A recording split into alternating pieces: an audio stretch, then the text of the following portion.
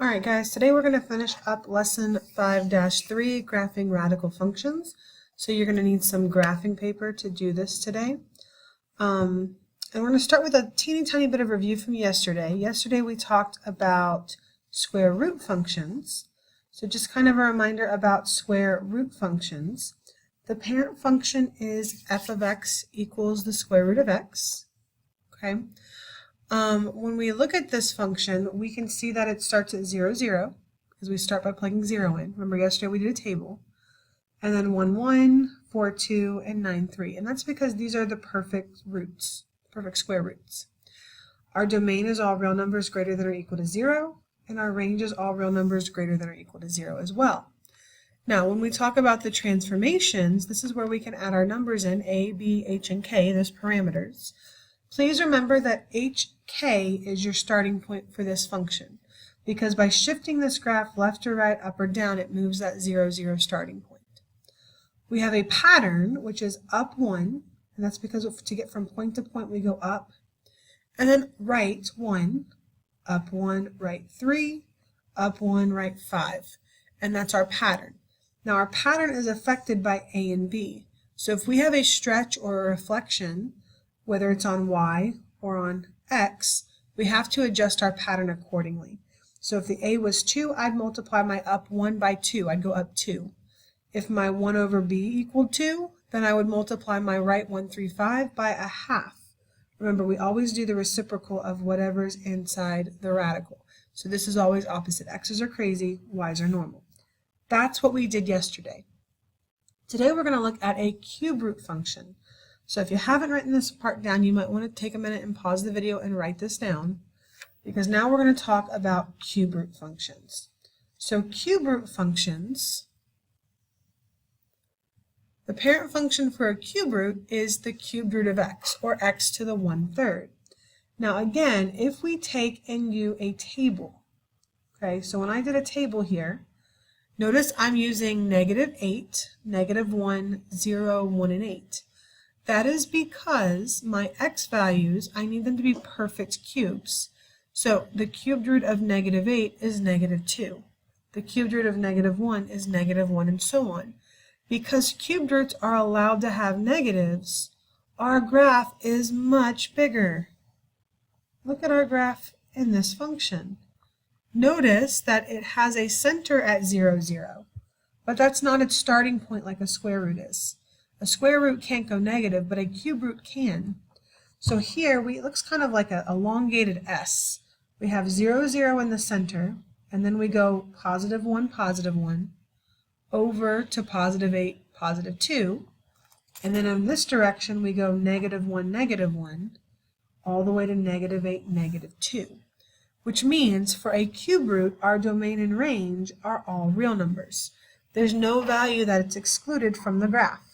We can use negatives, we can use positive, we can use fractions, decimals, everything. Okay? Now when it comes to transformations, our transformation looks very similar to what we did with square roots. We say f of x equals a to the cubed root of 1 over b x minus h plus k. The only difference is the cube part of the root, which means the a and the b are still going to stretch and reflect. The h and the k are still going to translate left and right. Now here's what's different. Remember that this is the center. The 0, 0 is the center, not the starting point, which means our h and our k gives us the center of our function. So when we're looking at trying to graph this with transformations, our center is going to be whatever the left and right translations are. Now, the cube root function does have a pattern, but it's not the same pattern as the square root. The square root has that 1, 3, 5 pattern.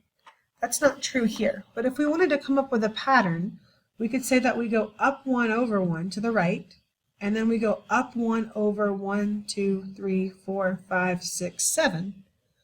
So we could say, okay, to go up 1, we have to then go right 1, 7 if we want a pattern. Then to go to the left side, we have to go down and left 1, down and left 7. So if you want a pattern, that would be the pattern. You can also just remember this table and then adjust your table accordingly. So meaning you could plot these points and then you could shift them or translate them or stretch them or whatever we need to do. Please remember that just like the up one pattern on the square root is affected by A, the up one and the down one is affected by A here too. Okay, up and down, the A values up and down.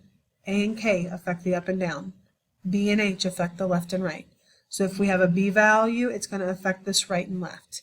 And if it's a negative, it's just going to flip-flop them. So up becomes down, and down becomes up, right becomes left becomes right. Okay, so this is everything kind of about the cube root function. So make sure you have this down. If you need to pause the video, do so. We are going to try some practice problems, and we're going to be graphing mostly with transformations, as they're just a little bit more efficient than a table. Okay, so on this first problem, number 1, we are going to graph f of x equals -2 at the cubed root of x plus 1 minus 4. So to graph this, the first thing we need to do is figure out all the transformations, like what's happening to this particular function. So we need to figure out our parameters. So in this case, we have our parameters are a, so that -2 is an a. Okay, and that -2 means that this graph is going to be reflected over the x-axis. And the 2, of course, is going to vertically stretch it by a factor of 2. So we're going to be multiplying our up. Okay, so that's our transformations for the A. Now there isn't a B, but that 1 there, that's the H. So we have H equals -1, which means this is going to be translated left or shifted 1 unit. And then the -4 is the K. And that K value is going to translate the graph down 4 units.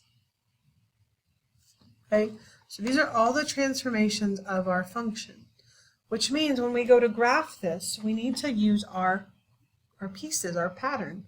So instead of it being a starting point, this is going to be our center. We're going to start by finding the center of the graph. So remember, the center of the graph is HK. So in this case, our center will be our H and our K.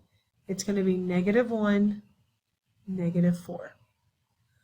Then our pattern actually has 2 parts, and that's because this function can go left and right. So if we're going to the right, we go up 1, and then we go right 1, then 7. We typically can't get more than 2 points in either direction. Then we go down 1 and left 1, then 7. But we have to make sure that nothing is affected. So in this case, our A is going to affect our up-down. So we have to multiply this by -2. Our A is going to affect this. So that means instead of going up, okay, these are going to switch. We're going to end up going down. So up becomes down, and down becomes up. Likewise, instead of going 1, 1, we're going to be going down 2, and we're going to be going up 2. So we've adjusted our pattern because of that A value. So when I go to graph this function, I'm going to do that over here in this space here. We're going to start by needing kind of a large graph, I believe. So we have to go all the way over 7. Let's see. Let's see if I can get it in here.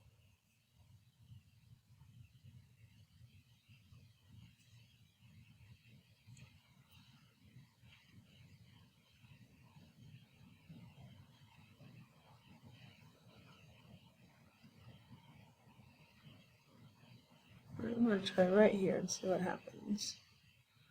Might go into our work a little bit. So we're going to graph -1, -4. That's going to be our center right here.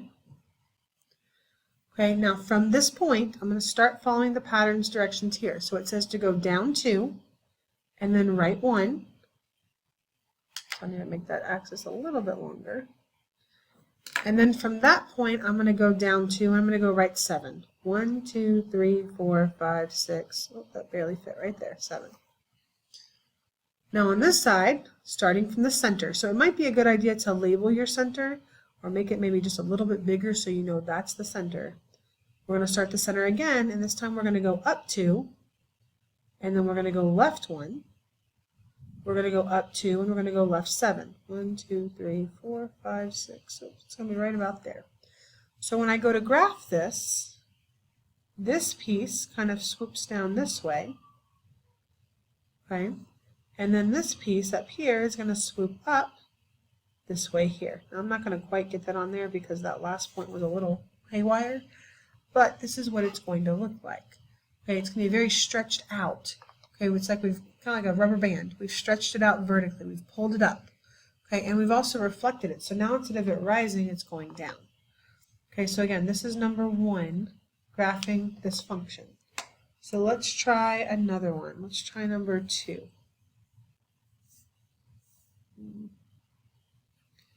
So number 2. We're going to graph the function y equals 2x to the 1/3 power plus 3. So again, the first thing we're going to do is we're going to find all of our parameters. So this time we don't have an a. And again, if you don't like the way this function looks, you can change it. This is the cubed root of 2x. 2x is in parentheses, plus 3. So that 2 is inside, therefore it is a b value. And remember, we take the reciprocal, so that b is 1/2. b equals 1/2 means that this is going to be a horizontal shrink or compression by a factor of 1/2. So what that means is it's going to take our graph and it's going to shrink it down. It's going to pull it in close. The 3 is our k value. And that's going to translate the graph up 3 units. And then once again, we're going to start by figuring out what's the center of our graph. This is a cube root, so the center is going to be the hk.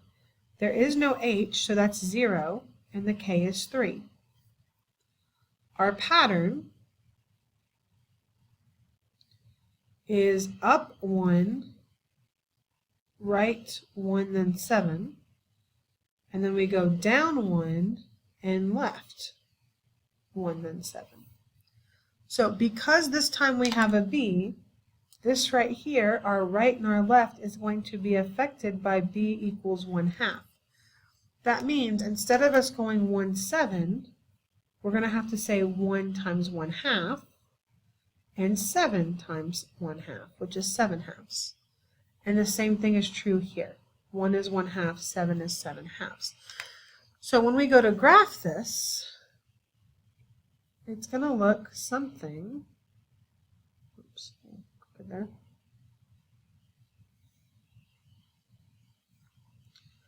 Something like this. So I'm going to start by graphing 0, 3, 1, 2, 3. There's my center. Starting at the center, I'm going to go up 1, but instead of going right 1, I'm going to go right 1/2. Then I'm going to start there and go up 1 and right, well, 7/2 is 3.5. So I'm going to go 1/2 and then 1, 2, 3. Then I'm going to go start at the center. I'm going to go down 1. I'm going to go left 1/2, down 1, left 3.5. And then I'm going to connect it. So notice this one is increasing because it wasn't reflected. The last graph was decreasing because it was reflected over the x-axis. This one has no reflection, so it does what's normal. Okay. Now both of these graphs, I look back at them. Okay, this one got shrunk down. It got stretched, like shrunk into the xy's, whereas this one got pulled out vertically. Okay, but both of these functions, no matter what we've done to them, they have the same domain and range. They both have a domain and range of all real numbers. So that's what we're going to go back up here and put. The domain is x is an element of the reals, or if you want to put infinity to infinity, that's correct. And the range is all real numbers. So you can always get the domain and range right as long as you remember that it's for a cubed root. So here on this one, let's do this one in interval notation just so you can see it. Okay, again, I don't care what notation you use, but that's how those are graphed. Okay, we use our pattern, we find our center, do our pattern to the right, do our pattern to the left. Okay, so that's graphing. Now, the other thing we can do with our radical functions is sometimes they're given to us and they're not given to us in the correct form. So what I mean by that is, look at this one right here. We're going to rewrite the function in transformation form. This is not transformation form.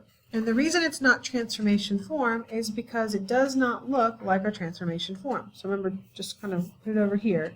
Transformation form is y equals a times some radical, any index, it can be a square root or a cube root, 1 over b, x minus h plus k. So the reason this is not in this form is because the 4x is distributed out. In order for it to be in transformation form, it has to be factored out. Okay, so what we need to do to fix this is we're going to change this into factored form. So what we're going to do is we're going to say, okay, well, I need the 4 to be split up from the x. So I'm going to take out the 4, and then what's going to be left? Well, 4 times x is 4x. 4 times 4 is 16. So factoring, still useful. It helps us rewrite this in transformation form. Because before we might have thought that this was a translated to the left 16 units, but the truth of the matter is it's only translated left 4 units. So what we can do is we can actually figure out from this now that the b is 1/4, which means that this is a horizontal compression, or if you want to say shrink, that's fine, by a factor of 1/4. Now that didn't really change based on the form, but again, that h value did change. So this is translated left 4 units. Now, this is a square root, and you might be asking yourself, well, could you simplify this? So if I took this function and I use my properties of radicals, which we've been working on for days now, can I do the square root of 4? And the answer is yes. You could actually rewrite this as 2 times the square root of x plus 4. These are equivalent, but they don't have the same transformations, because here the 4 is a horizontal compression. But in this case, we now have an a value. We don't have a b, we have an a. And that a is a vertical stretch by a factor of 2. Well, that's not the same transformation. Now the h is the same. The h is still translated left 4 units. That didn't change. But the a and the b did. So are these the same function? And the answer is yes. And I want you to see it in a graph. So let me graph both of these on the graphing calculator. Okay, if you go here and we type in the square root of 4 times x plus 4, and then if I graph 2 times the square root of x plus 4, if I graph, whoops, I gotta hit zoom, sorry.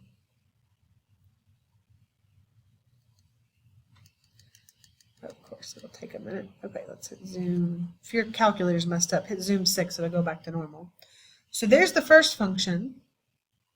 And notice it's changing red because the second function is graphed on top of them. These are the same exact function. which means in this case, this horizontal compression and this vertical stretch affect this graph the same way. Now, this isn't true of every function, but sometimes we can simplify it down. And it may be easier to graph a vertical stretch compared to a horizontal compression. We'll have to figure out like 1/4 of all my overs would be kind of annoying. But just doubling the A would be easy. Okay, so that's kind of the big idea here. Sometimes the horizontal stretch and the vertical, or actually in this case the horizontal compression and the vertical stretch are the same. So in this case, the B equals 1/4 and the A equals 2 create equivalent graphs.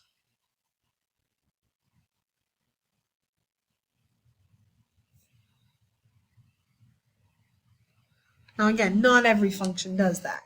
Okay, if this had been a 5 right here, I can't take the square root of 5 and make it nice. I'm stuck using 1/5. Okay, so not every function does it, but some do. Okay, so let's look at another one. Let's look at number 4. So we're going to have f of x equals the cubed root of negative 2x plus 16. So again, we're going to do kind of the same thing here. We're going to see if we can't get this first in a transformation form. So meaning we have to break this negative 2 out of this group. So we're going to have the cubed root. We're going to factor out the negative 2, put an x there. Well, if we divide 16 by negative 2, that's negative 8. So now this right here is in transformation form.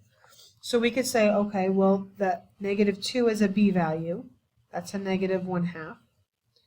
Well, that negative 1/2 is going to reflect over the x-axis. I'm sorry, over the y-axis.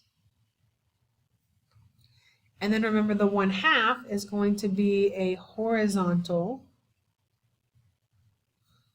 compression by a factor of 1/2. Now, the 16 is not going to be our translation. The 8 is our k value. Sorry, h value. So h is going to be 8, and this is going to translate the graph right 8 units. Okay. Now, the question is there any way that I could simplify this down a little bit to change up our transformations at all? And the answer is yes. Okay, remember that we're allowed to have a negative underneath a radical, but you could take the cubed root of negative. Now, we can't take the cubed root of negative 2, so we can't do that. But we could take the cubed root of that negative, because negative 2 is negative 1 times 2, and we can move the negative on the outside and leave the cubed root of 2 times x minus 8 on the inside. Which means instead of having our reflection over the y-axis, we'd have an a value of negative 1, which would reflect over the x-axis.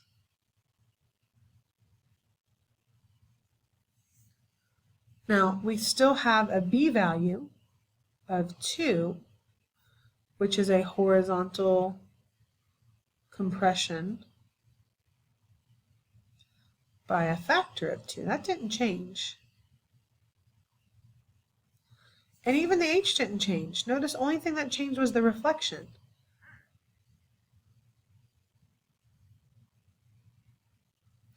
So what is that? I forgot the units on this one. Sorry.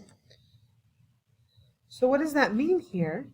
Well, that tells us that these reflections, they reflect over the y and they reflect over the x, in a cubed root function, they look exactly the same, which kind of makes sense, because if you think about this, let's go back to that parent function. If I reflect this over the x-axis, everything's just going to go bloop. And if I reflect it over the y-axis, everything's just going to go bloop. So because this is a symmetrical graph around the origin, okay, this right here is an odd function, those graphs ends up being the same. The reflections are the same. So again, kind of big idea. Okay, for a cubed root, now this would not work for a square root, but for a cubed root of x, the reflection over the x-axis and the reflection over the y-axis look the same.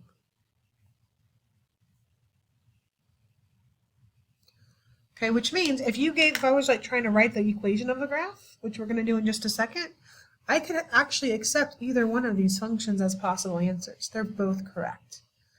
Okay, so now last thing we're going to do is we're going to actually write functions for a graph. So this is going to be number 5. It shouldn't say number 6. It should say number 5. Okay, so we have a cubed root function. So we're going to write an equation for this function, which means the very first thing we're going to do is we're going to actually write that this is a cubed root, because we can see of the shape that this is a cubed root. So when I write this, I'm going to have f of x equals a cubed root. No, I'm going to have a cubed root of x. The question is there any transformations of this? Well, the answer to that is yes. Okay, remember the parent function is normally going to start here at 1, 1 and be here at negative 1, 1. Now there is no reflections here, but this graph has been stretched out. Okay, it hasn't translated because the center is still at 0, 0. So the question is, where am I stretching it? Am I stretching it vertically, or am I stretching it or compressing it horizontally? Well, it depends. It could be where we put it looks like it's doubling this way, right? Notice the y value is going up to 2 instead of at 1. It means that there could be a 2 right here. But you could argue that it's actually an 8 inside, because the cubed root of 8 is 2. So we could be compressing it to an 8th. Instead of going all the way up here, where this is at 8, instead we're doing an 1/8 of that, and we're bringing the 1, instead of it being an 8, it's a 1. So you could argue that either way. I would accept either one of these functions. Okay, and that's where we just talked about how the vertical stretch and a horizontal compression could be the same thing. Now look at number 7. Sorry, this should be number 6. Okay, on number 6 here, this is a square root. So when we're writing this function, we're going to have to write a square root function. So you have to know the difference, square root versus cubed root. Now this time we can see that the graph got moved over. Okay, so this starting point isn't at 0, 0. It's not the origin, it moved. So it moved to the left 3 and down 2. So we're going to have to say, to make it move left, we're going to put a +3 on the inside, and then we're going to put a -2 on the outside. Now, is there any stretches or shrinks? Well, it's going up 1 over 1, up 1 over 3, up 1 over 5. It kept our pattern. Therefore, this doesn't have any stretches or shrinks, and this would be our function. And there isn't any other way to write this function because not all transformations can be factored out or solved out. So we can't simplify x + 3 at all. Okay? All right, that's the end of this lesson.